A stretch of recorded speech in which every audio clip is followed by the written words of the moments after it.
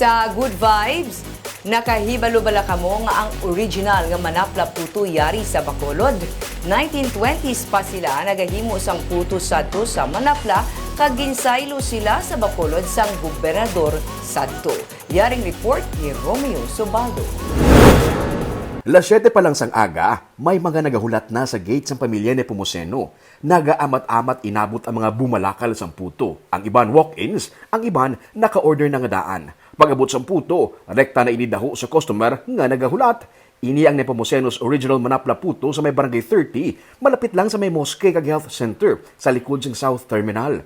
Sila man ang nag-deliver sa mga puto sa mga malls kag mga hotel. Gani kalabanan sa ilang nga ginaproduce by tag iya na. May harap man gamay para sa walk-ins. May plain nga sampat sa dinuguan. May cheese, kag may ube with butong. Ang ini nga babay, nagahulat sa 5 ka packs nga iyagin bakal. Naga, ginadi mo yung kapila, ginadi ha? Namo, Regia. Gahulat? Ikaw taga-diri ka? Sa barangay 38. Pero kakadto ka pa di para sa puto? Sa puto. Kay tungod? Namit ilan ko. Oh, naka-juicy, no? Ay, naparang ka soft, gitala. Si Jerry Vallejo naman, nagatrabaho sa isa ka university. Basta gani may bisita, diri sila kuno nagabakal. Oh, dali ka mo rin ka daan in advance. Oh, advance na lang para pagka-pick up po na lang. Ah, sa Hinuar. Oo. Like, may mga bisita to sila pwede nila pang pamahaw. Ay, okay. Serve nila pamahaw.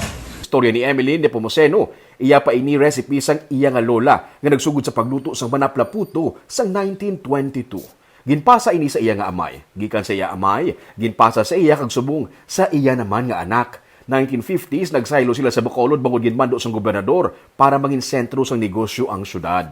Ang halin sa lola, ginamon nga since 1922 siya ginanag-originate ang puto sa cruising mo na pla. Ah, siya nasugod? 1922. Siya si Lola nyo Si nasugod? lola, ginayabat to pang galingan ng ngamon, galingan. Tuod ka? Hmm. Tapos, diri, wala ka mo to sa manapla. Pag 1950, nagpuli na kami di, kaging papuli kami sang gobernador, sang Negros sa time, kay si Balinga Tuslao, siya to sang unang gobernador. Valeriano Gatuslao. Center City, ang Bacolod. So gusto niya nga ang mga tao, bilang diri madulog sa Bacolod. Bato pa kuno sa gihapon ang ginagamit nila nga galingan sang bugas. Tradisyonal ang pamaagi sa pagluto, gani nagalawig sang 3 ka adlaw nga wala nagakisil.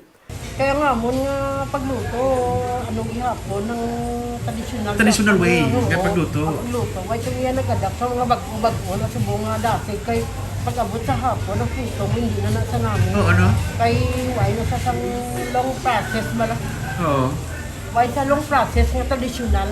May mga nagadala pa sini sa US kag UK sang ila nga puto, gina-freezer kag gina-steam na lang didto.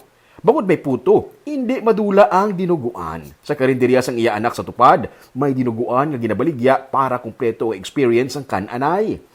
Kag may iban pagid nga mga kakanin. Libo-libo nga putong ila gina-produce sa kada adlaw. Para kay Emeline, maswerte siya kay nagka-interes man ang iyang anak nga padayunon ang special recipe sang puto nga gikan sa iya nga lola.